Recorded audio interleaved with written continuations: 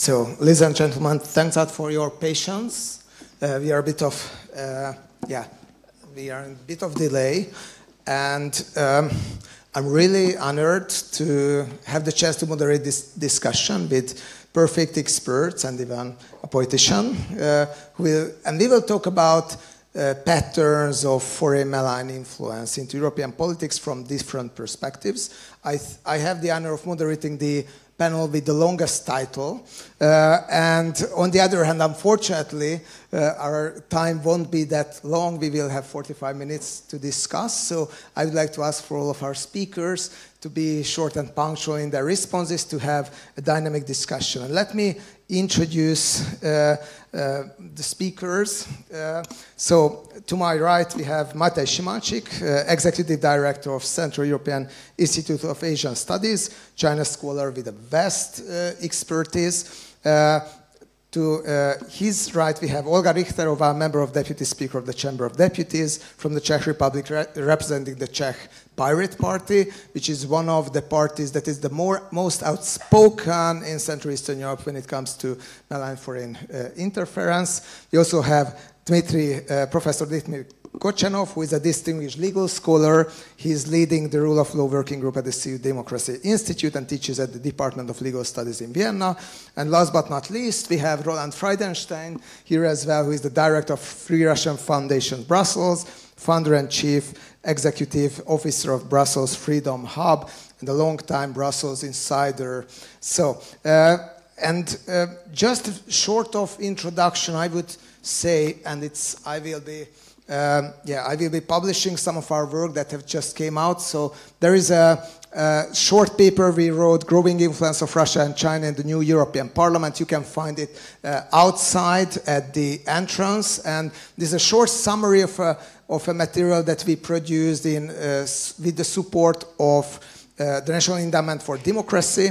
And the most important finding of this short piece is that in the upcoming European Parliament there will be stronger potential for malign foreign interference for the simple reason that the political forces outside the mainstream, on the radical left and the radical right, have increased their share of the votes. And even if they have been put to a certain extent in political quarantine, it does not mean that they remain without political influence. So it will be one topic that we are going to discuss. And also, just as a context, there is what we see in Europe these days is a hybrid warfare against the West from Russia has intensified.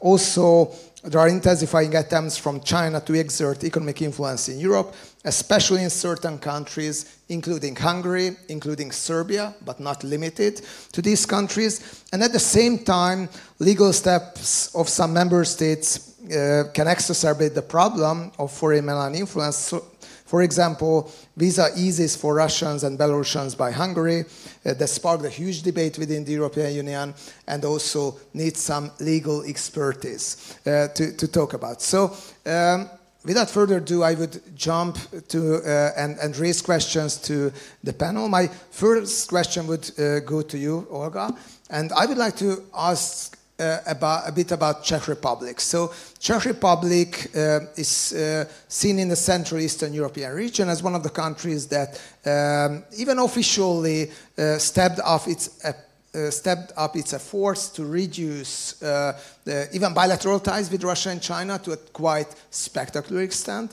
but on the other hand as well to step into diplomatic conflicts when it comes to issues such as Taiwan, for example. And when it comes to the some of the realists in Central Eastern Europe argues that if you poke the bear, if you poke the dragon, that it will ultimately hurt you and it will destroy your economy and destroy your political future. So how does it seem? What's the perspective in Czech Republic? What are the experiences?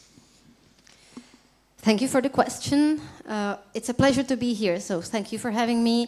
And I'm just wondering, we are here in the so-called preaching to the converted bubble. And I'd like to make this a point in our discussion. In the Czech Republic, there is one important notion that is not forgotten yet, and I'm underlining the yet. And that's the fact that we've been occupied by the Russian army, or the Soviet army, composed of other nations as well, in 1968, and that was for 20 years. And this important historical fact, the fact that it was a huge thing in the 1990 and 1991, getting rid of the Soviet soldiers, this fact remained in the Czech historical memory. And going to your question, what implications does in our current political situation have being outspoken about Russia and also in the longer term about China? It was a very important topic in the last elections. Our current Minister of Foreign Affairs, Jan Lipavsky, was very outspoken regarding the threat of Rosatom, the Russian energy company, taking part in building our second part of our nuclear power plant. So, take this example. In Hungary, you have Pakt 2, you have close cooperation with the aggressor. In the Czech Republic, we were on the way to having such a G2G cooperation, but from the opposition, we were able to block it for a long time, and then Vrbětice event came. I'll be short. It was a sabotage event that caused by Russian agents in the Czech Republic at the Czech territory.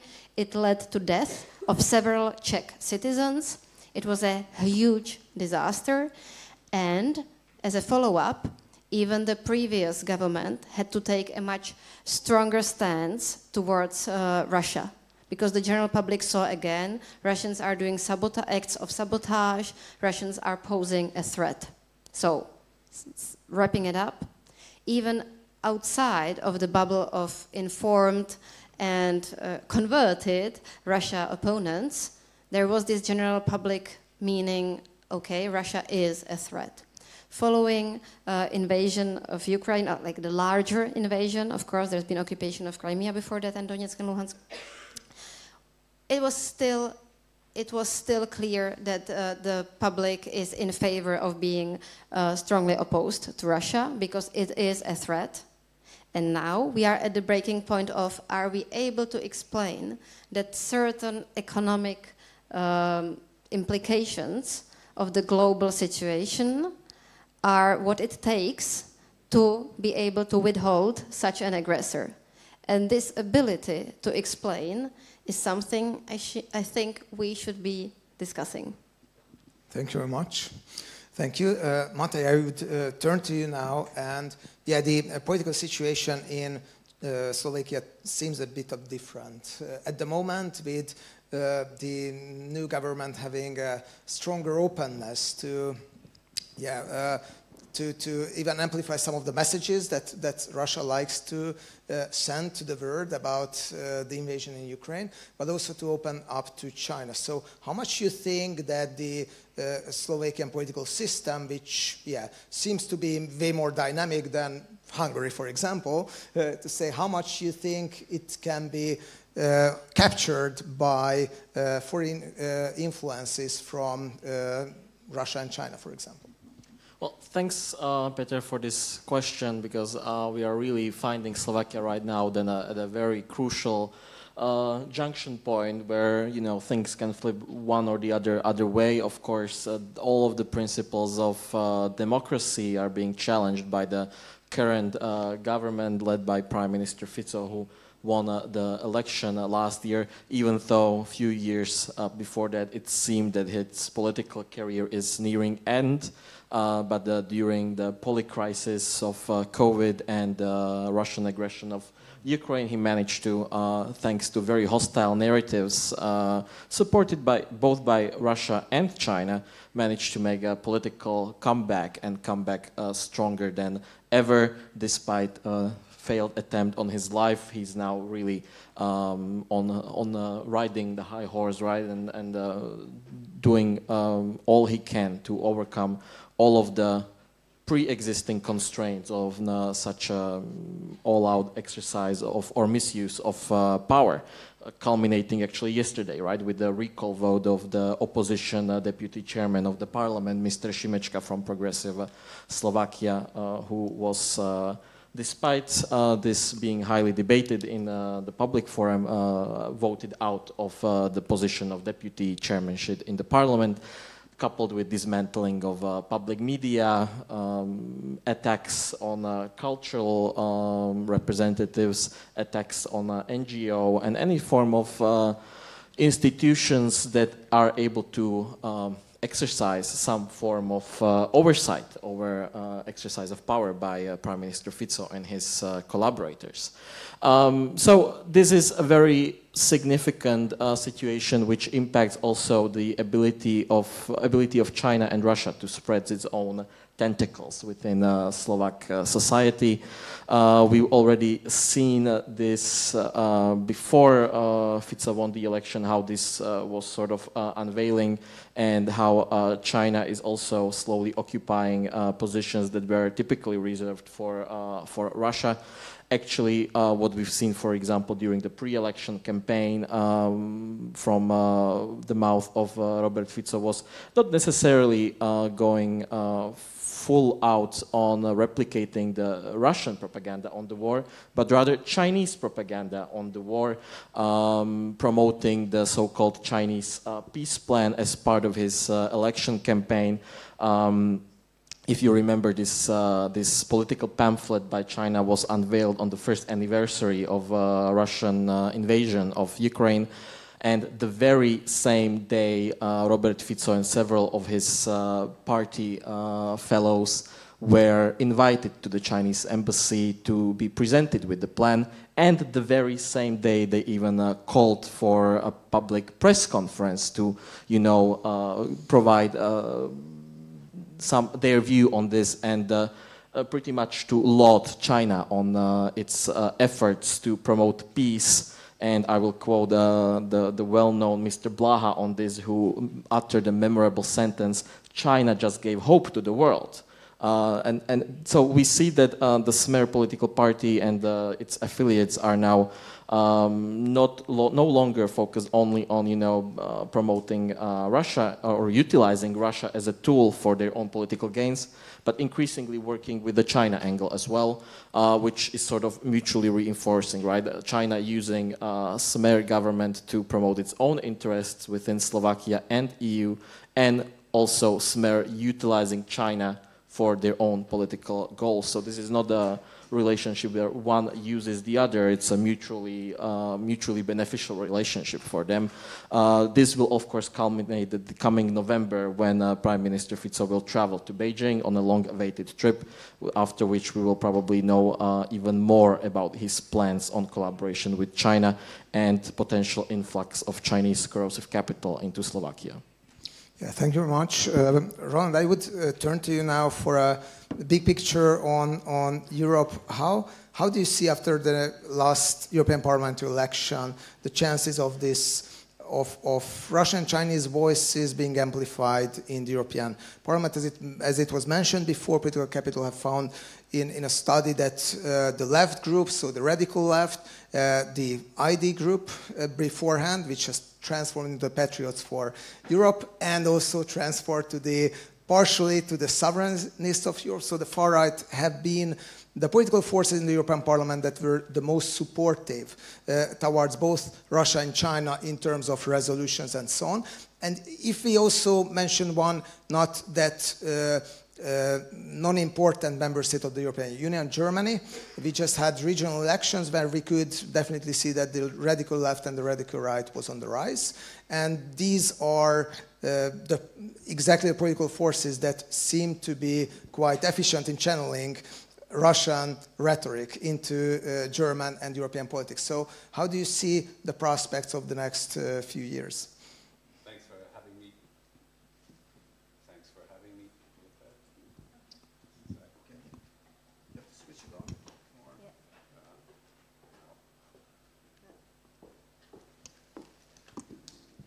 Sorry about the problem. Thanks so much. Thanks for having me. Péter, that bunch of questions is enough for a 1 hour answer, but I'm going to spare you this. No, with all due, first of all, starting with the European Parliament, with all due respect to that lovely institution, it doesn't really decide over foreign and security policy. It can adopt resolutions, it can have initiative reports and so on, but the danger when it comes to a robust, a resilient European Union vis-à-vis Russia and China and other autocracies, that danger is in the Council. So I'm not deflecting attention here or anything. I'm just saying that let's remain realistic and see the Parliament for what it is, a forum for debate, when it comes to foreign policy. Of course, the Parliament does decide over things like budget, many aspects of legislation in single market and so on, and those have implications in foreign policy. But the foreign policy proper is decided in the Council, and that's where autocratic governments, such as the Hungarian one, develop their dangerous tendencies. So it's up to the other member states to push back. And again, of course we have ominous developments in the European Parliament. You gave a couple of examples on the extreme left, on the extreme right. But that is not the big disaster or the nefarious development that I would indeed agree is happening in Europe. Now, pushing back against governments of member states actively undermining a robust European Union that defends freedom and defends itself against autocratic threats from the outside. Now that's the task that we need to discuss, and where I think the other member states a couple of years ago already have finally come to the conclusion that it is possible to sanction violations of the rule of law with the rule of law conditionality, you know, to just react with instruments that actually hurt, which is money. And when it comes to undermining robust foreign policies and so on, there needs to be, there is plenty of opportunities for the other member states to make it clear to governments like the Hungarian one currently, Slovakia possibly, although they have on foreign and security policy behaved so far. But there are plenty of ways. Well, you know, Slovakia produces more ammunition for Ukraine now than before last summer. You know, Slovak jobs for Slovak workers seems to always work, even for national populists. But there are ways to respond to the constant undermining of our resilience against Russia and China that Viktor Orban is practicing here. Just two points to finish with. One is, look, autocratic threats from the outside utilize conflicts and failures of democracies that were produced here. That they don't produce anything. They reinforce dangerous developments, but the developments are there. And democratic politics has to get better at delivering solutions to those problems. I'm only saying migration. You know, I mean, Donald Tusk, for example, in 2015 was mad as hell about Angela Merkel. You know, maybe in this environment is a pretty sacrilegious thing to say, but I'm saying it anyway. You know, liberal democracies have failed to deliver on a couple of things, and they shouldn't be surprised that autocrats inside and outside instrumentalize that. And the other thing I want to say is you know, just pointing fingers at people and institutions and say, he's on the payroll of the Kremlin, she is a victim of Russian disinformation, is not enough. And unfortunately, too often, this itself replaces rational argument. Of course, you know, I'm not trying to convince Mr.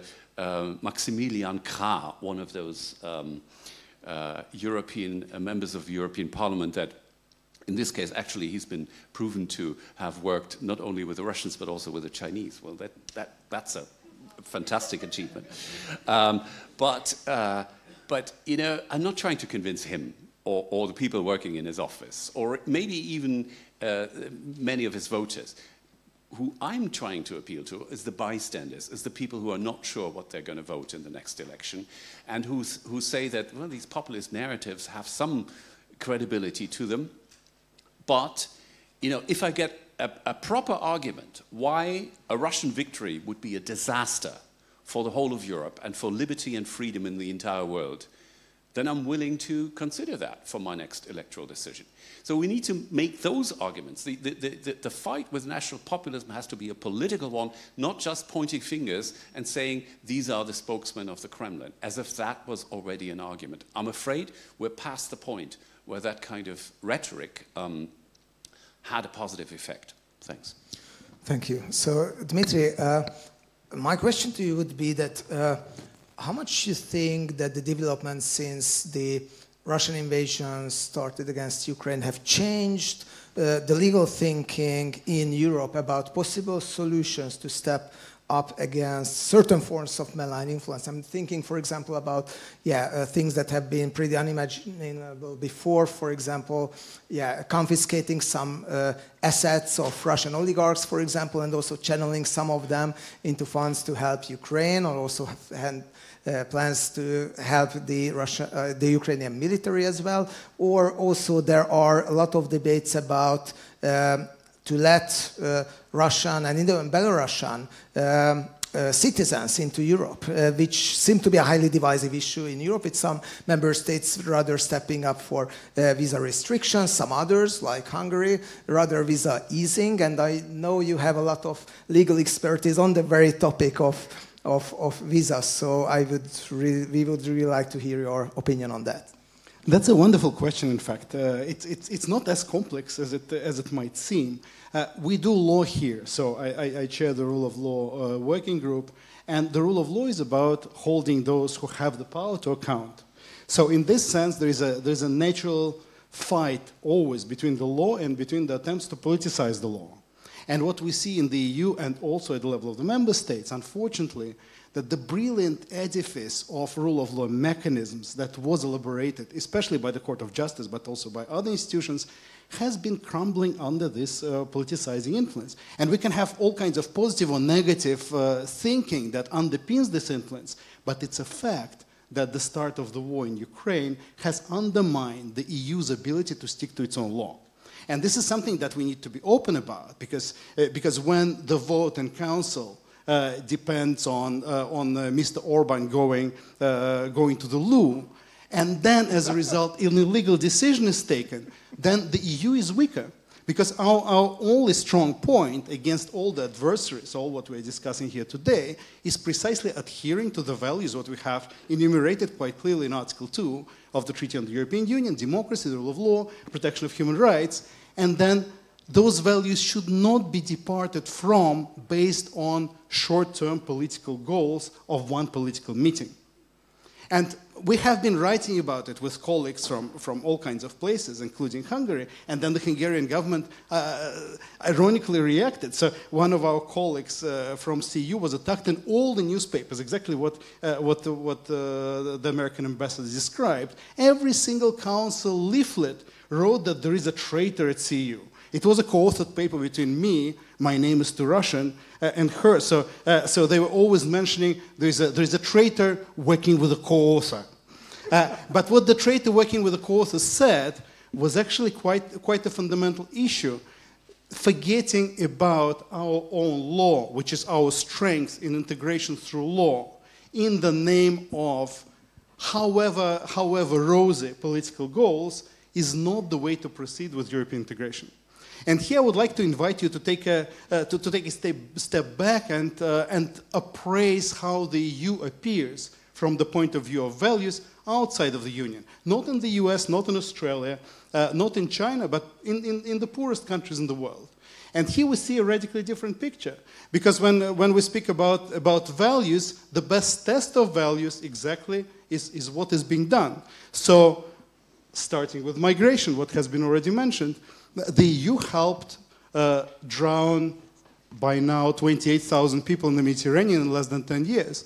The EU financed shady guys in Libya who are on the sanctions list of the US government, flushing them with money to make sure that 120,000 more end up in strange prisons outside of our ambit of values, which means that the EU is turning into an active exporter of violence and instability outside of its borders, especially in the poorest countries. And this allows us to rethink what we think about EU's foreign policy towards those places, because we keep on paying billions having one particular goal in mind. That one particular goal in mind is to make sure that less brown people come to this continent.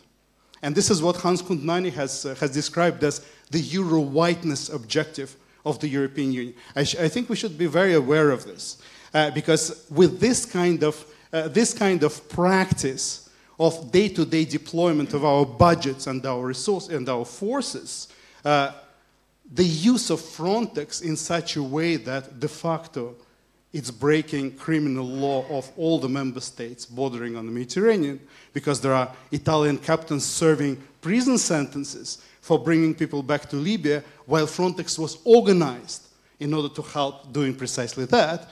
We have plentiful rule of law problems. And then the last point, of course, is visas. Since you mentioned it specifically, I think when a violent conflict between a terrible regime like Putin's Russia is and democracy is starting, then of course people suffer on both sides. And in this sense, the Commission stands in terms of enforcing basic law and accountability against the countries which break the visa code and depart from European Union law in terms of having a very one-sided approach to whom they welcome in terms of refugees and in terms of visa holders is also a scandal. And we have written about that with colleagues in the Yale International Law Journal, because to say that some Schengen visas will be ignored because those visas unfortunately are placed in Russian passports is not a legally mandated answer, which is not supposed to be given by an organization which is driven by the values of Article 2. Thank you so much. Thank you. Olga, I would come back to you. And yeah, Roland mentioned that, finally it will be the... Could we have a reaction to all this? Because it's necessary to react. I mean, come on. We are speaking about a huge rise of populist parties, and we are not speaking honestly about the elephant in the room, and that is the fact that people are afraid of the rise in immigration, are afraid of what's happening in the streets, and at some places, rightly so. And we are unable to deliver the safety we promised as democracies to deliver to our citizens. I mean, as an academic, you can theorize about whatever you want, but in reality, if we want to protect democracy and protect the values we stand for, I promise I stand for these values, we have to take into account the reality. And the reality is that despite the fact that we might wish to be welcoming and open and everything, it's not possible for the majority. And we have to adapt to the reality and live with it and find solutions to the real shortcomings of democracies we are seeing in the moment, such as that small crimes in the street are not being addressed because there is not enough police force. For example, I'm just giving one small example as an illustration of the larger fact. Unless we deliver to our citizens, there will not be long-term democracy in Europe. Just a very quick, Roland, did quick you want to correction. react also? She said it perfectly. Yeah, a very quick correction. No democracy, like there is a famous statement by Professor Weiler that the democracy of vile people is vile. No democracy can escape the control of the law if the demanded outcome is mass murder. So if you kill 85,000 people in the sea and you say that your democracy demands it, it means that we have a very serious rule of law problem here. And this is precisely why I studied the rule of law. Whatever the people want stops at the basic guarantees of our values, of our human rights, protecting democracy precisely from such kind of people getting the upper hand, and observing what human rights and rule of law guarantees demand. So the Mare Nostrum has never been so dangerous as it is now since the Roman times. Having thousands of people drowning every month is something that is an overtly exaggerated outcome, which I think fuels precisely the kind of populist forces that those who orchestrated this system hope to tame in some way. Okay, thank you. We frequently receive the criticism that in Budapest Forum we don't have real debates on the floor. Right now we do have that. I think is also an important. But I will be the moderator who, the rigid one who just pulls back the discussion to its origins to Russian and Chinese. This is exactly the debate we need to be having. The debate is: do we accept reality, or do we shut our eyes and say, in our ideal world, this should not be the thing we are debating? The ideal is not working because we live in not a black and white reality. It's shady. And we have to accept that and then debate what are the steps. And I'm just saying, in the reality we are living in, the fact that Voice of Europe, this European-wide platform promoting Russian opinions in our countries, could pay real money, big money, to politicians elected to the European Parliament. It was not just Maximilian Krah, it was also Péter Bystroň, unfortunately a man of Czech origin, living in Germany, serving now the European Parliament as an MEP.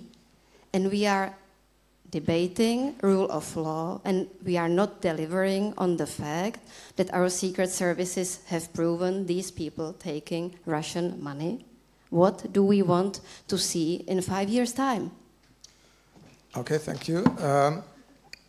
Matej, I would follow up on this thought in the sense that, we have started to discuss public opinion in Central and Eastern Europe and how voters resonate to certain political solutions, messages, but also to topics. So what you have done research on, in particular on China, that what is the perception of China in Central and Eastern Europe and how much China is perceived to be a threat. Here, we will introduce the results of a poll tomorrow. A colleague of mine, Dimitry, will show it, but it shows that in Slovakia, this is mostly United States that is seen to be the malign actor that is interfering into politics. In Czech Republic, it's Russia.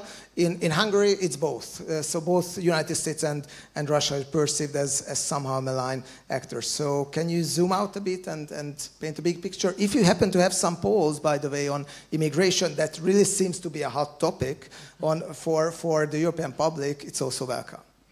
Yeah, we've done some extensive polling on perception of China, not just in Central Europe, but globally in approximately 50 countries. But looking at our region, and please mind that when we've done it, it's been a while since then, right? So you might have fresh results tomorrow, but the picture we've seen was that at that time, there was growing negative perception of China, right? And this was very much tied to how perception of China was evolving during COVID pandemic, right? Like having origin in China, it was having influence on public opinion, right?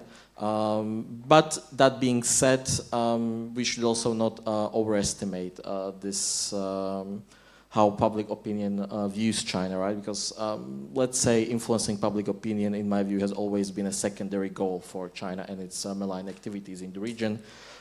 Its primary targets were always elites and attempts to engage in elite capture, right? And then maybe work through that down towards the general public, right? Not necessarily relying so much on a bottom-up approach through the public, then towards the elite, which, if we sort of simplify, could be described as a Russian approach that was usually used in Central Europe. So this, I think, is something we really need to keep in mind when talking Chinese influence activities here, right? Like whether to focus predominantly on its attempts to influence public opinion, or rather on its elite capture activities. And until now, those seem to have been much more effective in promoting Chinese goals, right? Like, look, I mean, yeah, China is learning, it's improving its communications game here in the region, but it's still not as effective as Russia, right? But it has been far more effective maybe in working with oligarchs, working with different segments of political spectrum, and working with owners of disinformation outlets, right? So it's going in that direction of influencing the public directly, but whereas elite capture activities are still its primary tool for operating here. Just look at Slovakia, right? Like China is sort of getting its interests promoting precisely thanks to the fact that they've over the years invested into capturing politicians across the political spectrum, right? And before I've talked a lot about the Smer party, but it's not only about the Smer party.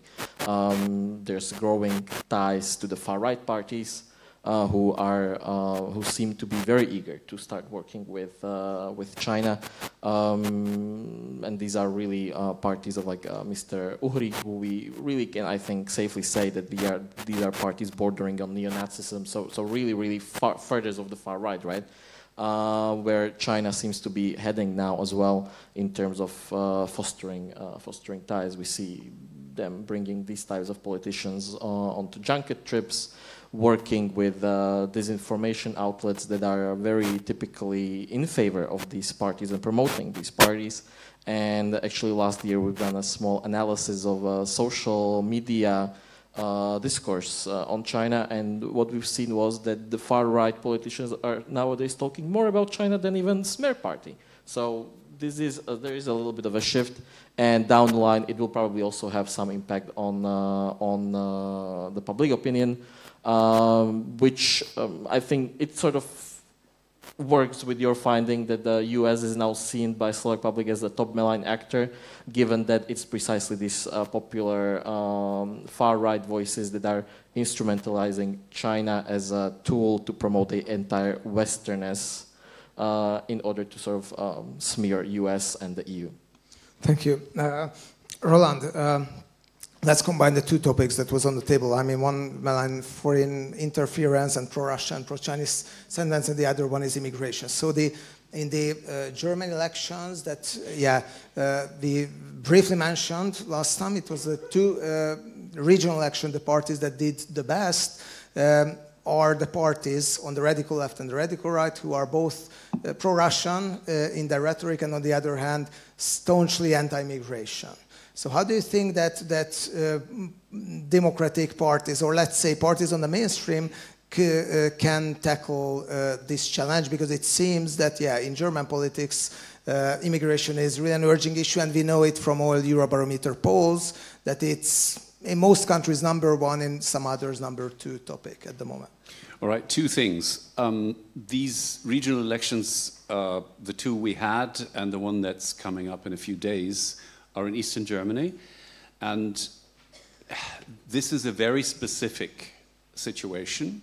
We've had an East-West gap in Germany, logically, since unification in 1990, but the fact that it seems to have gotten wider in the last couple of years, maybe months only, there's been a huge intensification of this feeling that East Germans have a different mindset from West Germans. And of course, we're talking about majorities of people, not every single citizen, but that's a new thing, and I think we're still trying to analyze this. It certainly has been strengthened by social media. It's been strengthened by COVID, by the way, like so many other successes of national populists, and radical thinking in general has been reinforced by the pandemic, and it's been strengthened by, in this German case, a general socio-economic time of troubles after 30 very successful years in Germany after unification. So the rise of the national populist right in Eastern Germany is an effect of this East-West gap that is reopening now in Germany. Again, the answer to this is obviously addressing the objective socio-economic problems and trying to be more constructive on keeping borders secure and avoiding the impression of a country's borders being not properly controlled by the government. And, you know, with Schengen and so on, there are lots of complicating factors that we can't go into now, but this is the reaction of mainstream parties. And here's the second point I want to make. You know, there's a famous, very popular saying about mainstream parties copying populist parties and thereby only making them stronger. You know, because the voters will always prefer the original to the copy. Well, if that was true, please explain to me how Danish Social Democrats managed to basically reduce national populists in Denmark, who were a force to be reckoned with, one of the strongest parties of the country, how to reduce them to near zero. Explain that to me. If the copy original statement was true in all countries. It has some credibility in some cases, but please let us take case by case here. And the fact that mainstream parties finally start talking about and offering solutions to problems that were before not sufficiently discussed and certainly not sufficiently addressed is a healthy development. And here we completely differ. I respect your opinion, dear Dimitry, but we have different approaches here. And that's a good thing because we're here to debate, actually. Exactly. Dimitry, very quick reaction. No, I actually agree that we need to address the problems, criminality in the streets, open borders if they let some bad people in, but a huge death toll is also a problem. And designing the policies that are purposefully removed from the purview of all our values and investing billions into making crossings much more dangerous is not something that our law should allow us to do. So my basic message is that we should absolutely hold the EU to the same account as we hold the member states to. And this is the only way for us to be different precisely from Russia, China, and any other place which we see as alien for a good reason. We see them as alien for a good reason because they don't value the law. They don't have those values. And this is here, I fully agree with what the ambassador said earlier. So in order to fight for the values, very often we need to go against what the populists want. And the populists always speak about borders. And the populists always speak about crime in the streets. But in fact, these are not always the real problems. The real problem sometimes is that the law is waning away, and then we become similar to those whom we are officially opposing ourselves to. So in order to address this, we are actually hosting an event on the 28th of October in Brussels at EPC, where we will be presenting a report about the state of the rule of law in the EU, because of course the EU itself only speaks about the member states. It never self-assesses its rule of law successes. So CEU Democracy Institute and our clinic focusing on the rule of law, which is funded by Mercator, will offer this service to the European Union, and anyone who is interested is more than welcome. It's the 28th of October at EPC. Thank you. Olga, very brief final remark. Well, I think this is a very precious time of many clever people in this room, and that we should become aware that every time people meet like this, discuss, and do nothing afterwards is a wasted time. And at this very moment, we are just discussing things instead of looking into the reason of Danish success, for example. Because the thing is, what you mentioned, the problems of the people, like crime in the streets, might not be the real problems. Well, the thing is, they are real problems when they are perceived by the public as such. And this is the thing. Unless we see problems perceived as such by the public as the issues to tackle, we will be unable to uphold any values, because strength and power will prevail. You try to promote rule of law, but maybe in some issues you have mentioned, there are some assumptions that are actually not that basic, such as the right to come to the EU, which might not be the basic assumption underlying our values. On the other hand, the value of every human life in the EU is, for example, a value embodied in the quality of the healthcare systems. That's why it's such a huge problem that, for example, as far as I have learned, unfortunately, the quality of healthcare, both in Hungary and in Slovakia, has strongly declined in the recent years due to lack of funding, because of probably some possible corruption links, and lack of willingness to invest in public healthcare. And I am trying to show you the fact that embodying important values for every human life into real outputs, such as quality healthcare, is what we should really look into. And just to close with the Danish example, they have always focused on their national identity, knowing once you are strongly rooted in your local identity, you're not afraid of opening up. And these might be the topics for us to take action in, just suggesting.